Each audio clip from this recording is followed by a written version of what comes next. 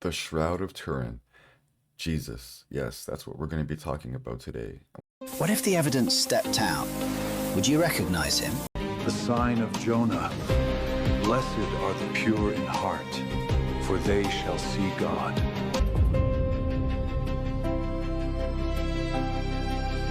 Traveling at 1/40th of a billionth of a second to change the chemical makeup of a fine linen shroud to leave that image. And he said, we don't have that power on Earth. So a nuclear event happens. I'm going to be showing you a bunch of scientific clips about the Shroud of Turin. And I have to say, I didn't grow up religious, but for the past couple of years, I've been extremely getting into Jesus.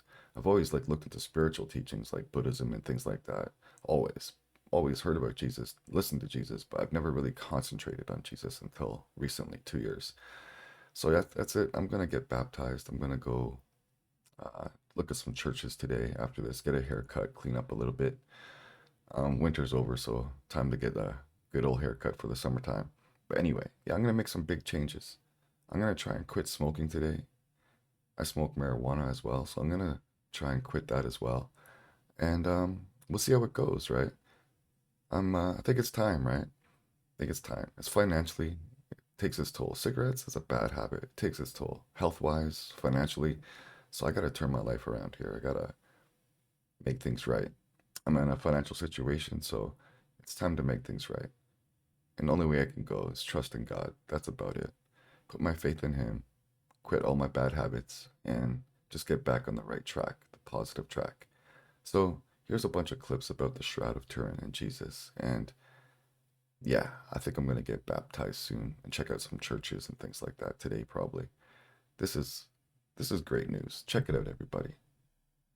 Like, share, subscribe, and just spread love. The basic teaching, love. What if the evidence stepped out? Would you recognize him? You're about to see it. One recent X-ray study showed this ancient linen's degradation matches other linen samples around the 1st century. Researchers have also found blood-related nanoparticles consistent with extreme trauma matching the gospel account. I didn't think it was a real selfie. Oh yes, of course. A negative 3D type image before any of it should have been possible. The sign of Jonah. Blessed are the pure in heart, for they shall see God. This isn't a filter. That dirt on the glass is the shroud image. Watch what happens when it's wiped away. Now ask the real question. What process makes a surface-only imprint like that without paint?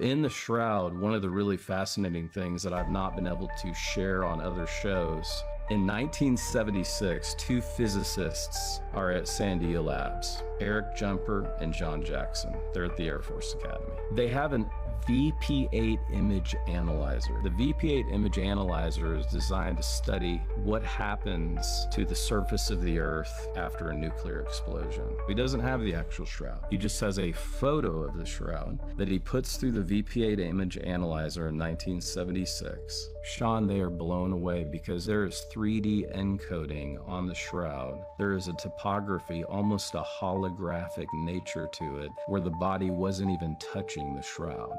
No other image on Earth has 3D encoding that is holographic in nature. We cannot explain how a 2,000-year-old burial cloth has 3D information encoded in it that looks like a holograph. This is like something out of Star Wars. Yeah, no kidding. 1 in 200 billion. It would take 34,000 billion watts of energy, traveling at 1/40th of a billionth of a second, to change the chemical makeup of a fine linen shroud to leave that image. And he said, we don't have that power on Earth. So a nuclear event happens. He works with one of the most powerful lasers on Earth. They grew a sample. It took 5 years to get a first century model of a shroud, and they would beam their lasers. Eric Jumper and John Jackson, they're at the Air Force Academy. They're physicists, they're professors. They have an VP8 image analyzer. Have you ever heard of a VP8 image analyzer? I have not. This guy has a VP8 image analyzer, and he takes a photo of the shroud from 1931, the Henri photo. We cannot explain how a 2,000-year-old burial cloth has 3D information encoded in it. There's Bruno Barberis. He takes all of the information that I just showed you on the cross, the wound patterns, the crown of thorns, and he assigns as a mathematician a probability to it. And Bruno says, Jeremiah, there is a 1 in 200 billion chance it is not the historical Jesus. 1 in 200 billion. Billion, based on his mathematical probability. And so then I asked him, because, people are dumb and sometimes you have to ask questions to bring your audience along, or they just need to hear it a different way.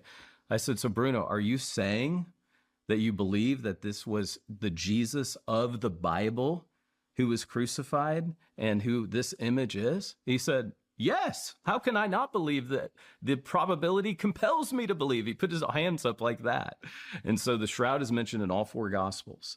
All 4 Gospels tell us that Joseph of Arimathea and Nicodemus, 2 members of the Sanhedrin, ask Pilate for the body of Jesus. So 2 years later, in 1978, the STURP team, the Shroud of Turin research project, comprised of 33 scientists. They go to Turin, Italy. So they take pictures of it.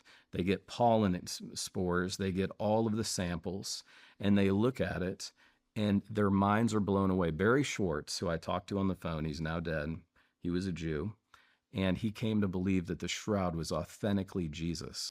He says, Jeremiah, we're down in the lobby of the hotel having drinks and just laughing, thinking, man, we got a free trip to Italy out of this deal. Give me 15 minutes in the scientific method, and we will prove the shroud is a forgery. After 15 minutes and after one day, no one was laughing. They said, we can't explain this.